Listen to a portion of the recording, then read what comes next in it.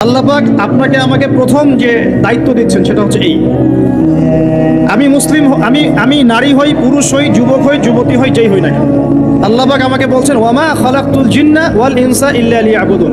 দেখো, আমি জিন আর মানব জাতিকে শুধুমাত্র আমার ইবাদত করার জন্যই দুনিয়ায় পাঠিয়েছি, আর কোনো কারণ নাই। এই যে আল্লাহ পাক আমাদেরকে 60 বছর 70 বছর হায়াত দিয়েছেন, একটা কারণ, অনলি একটা, ইল্লা লিয়াবুদুন, যাতে আমরা আল্লাহর ইবাদত করতে পারি। আবার বোঝেন, আল্লাহ পাক আমাদেরকে দুনিয়াতে শুধু তার ইবাদত করতেই পাঠিয়েছে। আল্লাহ পাক এখানে একটা পরীক্ষায় ফেল করেছি হতাশ হয়ে আত্মহত্যা করতে পারেন নাই। আল্লাহ পাক এখানে একটা মেয়ের পিছনে ঘুরে জীবন নষ্ট করতে পারেন নাই। আল্লাহ পাক এখানে আমাদেরকে ধর্ষণের সেঞ্চুরি করতে পারেন নাই। আল্লাহ পাক এখানে আমাদেরকে অন্যায়ভাবে অন্যের সম্পদ আত্মসাৎ করতে পারেন নাই। মাদকের যে ভয়াল থাবা চলছে, এর মধ্যে নেশায় বুধ হয়ে যাওয়ার জন্য আল্লাহ পাক আমাদেরকে পাঠান। কি জন্য পাঠিয়েছে? পলিটিক্যাল মারামারি করতে আল্লাহ পাঠান নাই আমাদেরকে দুনিয়ায়। সোশ্যাল ক্ষমতার দ্বন্দ্বে লিপ্ত হওয়ার জন্য পাঠান নাই। মিলস, ইন্ডাস্ট্রিজ এন্ড ফ্যাক্টরিজের নেশায় বুধ হয়ে পরকাল ভুলে যাওয়ার জন্য আল্লাহ এখানে পাঠান নাই। আল্লাহ পাক একটা রিজনে পাঠিয়েছে, অনলি একটা। এবং এই দায়িত্বটা আল্লাহ পাক কিন্তু কড়ায় গন্ডায় উসুল করে নেবেন আমাদের কাছে। ভাববেন না আল্লাহ পাক এই পুরো মহাবিশ্ব খেলার ছলে সৃষ্টি করেছেন, এমন নয়। আল্লাহ পাক বলছেন, আমি এই মহাবিশ্বকে খেলার ছলে সৃষ্টি করি নাই। ওয়ামা খালাকতুল জিন্না ওয়াল ইনসা, বলেন, ইল্লা লিয়াবুদুন, আমি শুধুমাত্র এবং শুধুমাত্র আমার ইবাদত করার জন্য মানুষ আর জিনদেরকে সৃষ্টি করেছি। আর প্রত্যেকটা মানুষের সাথে একটা করে শয়তান জিন থাকে, যে মানুষকে খারাপ কাজে প্রলুব্ধ করে, যে নিজে খারাপ কাজ জোর করে করায় না, সে শুধু প্রলুব্ধ করে। সে বলে মাদকের মধ্যে শান্তি, ওয়াসওয়াসা দেয়, কাজটা বাস্তবায়ন করেন আপনি। সে বলে যে এটা তো ছেলে মেয়ের ফ্রেন্ড, বয়ফ্রেন্ড গার্লফ্রেন্ড কালচার, বন্ধুত্ব, এটা এমন কিছু নয়, জেনা করেন আপনি। সে বোঝায় যে টাকা পয়সা আর্ন করতে হবে, বউ বাচ্চাকে সিকিউর করতে হবে, সুদটা খান আপনি। সে বুঝায় যে তুই তো একসময় চলে যাবি, সন্তানদের জন্য কি রেখে গেলি, তখন ঘুষটা খান আপনি। সে বুঝায় যে অন্যের সম্পদ যদি আত্মসাৎও করি, শেষ বয়সে কাবা ঘরে গিয়ে হজ করে নিব, ব্যাস, দ্যাটস অল, আমার পুরো আমল নামা চকচকা হয়ে যাবে। এভাবে শয়তান ওয়াসওয়াসা দেয়, কিন্তু কাজটা করি আমরা। কোনো সময় আল্লাহ পাক, কোনো সময় শয়তান দাড়ি টুপি পাগড়ি জুব্বাওয়ালা মানুষকেও নেক্সট স্রোতে ধোকা দেয়। কোন স্রোতে? এদেরকে বদ স্রোতে ধোকা দেয় না, নেক্সট স্রোতে ধোকা দেয়। সে একটা কাজকে কল্যাণ খায়ের মনে করেই এমন কিছু করে যেটা শয়তান তার সামনে ফুটিয়ে তোলে নেক হিসেবে, কিন্তু আসলে এর পিছনে একটা খারাপ উদ্দেশ্য ছিল। দাড়ি টুপিওয়ালা মানুষকে নেক্সট স্রোতে শয়তান ধোকা দিয়ে ফেলে। কোনো সময় ভিতরে অহংকার জন্ম দিয়ে দেয়, কোনো সময় ডিগ্রি সার্টিফিকেটের কামান্ড নিয়ে আসে, কোনো সময় নারী দিয়ে পথভ্রষ্ট করে ফেলে, আর কোনো সময় অর্থের প্রলোভন দিয়ে পথভ্রষ্ট করে। আল্লাহ পাক কি বলেছেন? এই দুনিয়া হচ্ছে সিজনুল লিল মুমিন। নবীজি বলছেন, আর দুনিয়া সিজনুল লিল মুমিন, দুনিয়া মুমিনদের জন্য কারাগার। কারাগার মানে যেখানে আমি স্বতন্ত্র স্বাধীন নই। এখানে প্রশাসন অনেক ভাই বোন আছেন, তারা জানেন কারাগার কি জিনিস, আর যারা দুই একবার যাওয়া আসা করেছে ওরা জানে কি জিনিস। এখানে আপনার কোনো ব্যক্তি স্বাধীনতা নাই। আপনি আপনার ইস্তেঞ্জা করবেন, শিশি যেতে পারবেন না, আপনি পারমিশন নিতে হবে, তারা নিয়ে যাবে, তারপরে যেতে পারবেন, তাও হ্যান্ডকাপ পরিয়ে। দুনিয়া সিজনুল লিল মুমিন, দুনিয়া মুমিনদের কারাগার। এখানে আপনি খেতে পারবেন না, খাবার আসবে তারপর খাবেন। ঘুমাতে পারবেন না, যখন ঘুমানোর আদেশ দিবে তখন ঘুমাতে পারবেন। তাও কতক্ষণ ঘুমাবেন তাও ফিক্স করা।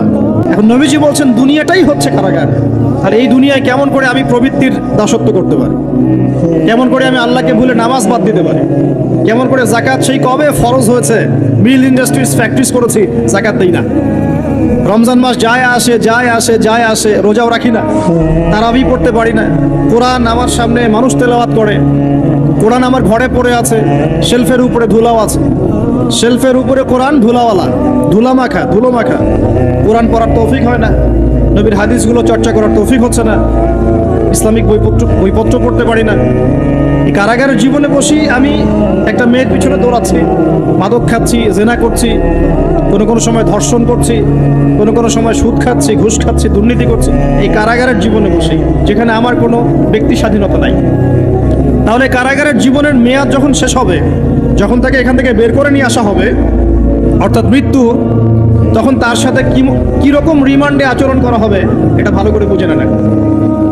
নবীজি বলছেন আদ-দুনিয়া সিজনুল লিল মুমিন ওয়াল জান্নাতু লিল কাফির।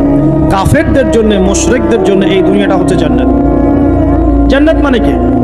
যা ইচ্ছা তাই করতে পারবেন। জান্নাত মানে কি? আপনি চাচ্ছেন আল্লাহ আমি এখন একটা খামর চাই, শরাব আপনার সামনে হাজির, চিন্তা করার সাথে সাথে।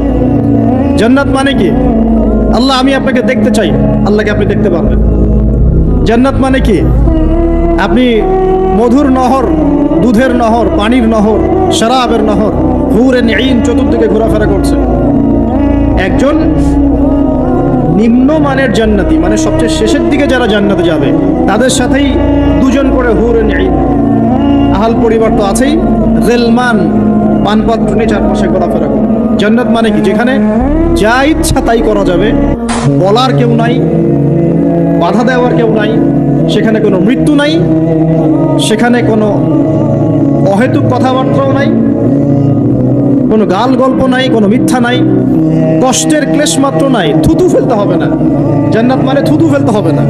জান্নাত মানে হাঁচি হবে না, নাক ঝাড়তে হবে না। জান্নাত মানে ইস্তেঞ্জা, পেশাব পায়খানা করার টেনশন নাই। মানুষ খাবার খাবে, একটা ঢেকুর তুলবে, ব্যাস খাবার হজম হয়ে গেছে।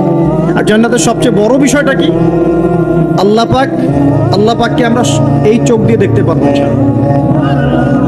আর তার সমকক্ষ একটা বিষয় হচ্ছে আল্লাহ পাক বলে দিবেন যে আমি তোমাদের সবার উপর সন্তুষ্ট হয়ে গেলাম, যাও কোনোদিন অসন্তুষ্ট হবে। ব্যাস দ্যাটস অল। এখন আপনি যত কিছুই করেন এই বস্তুবাদী জীবনে, মনে একটা ভয় থেকে যাবে।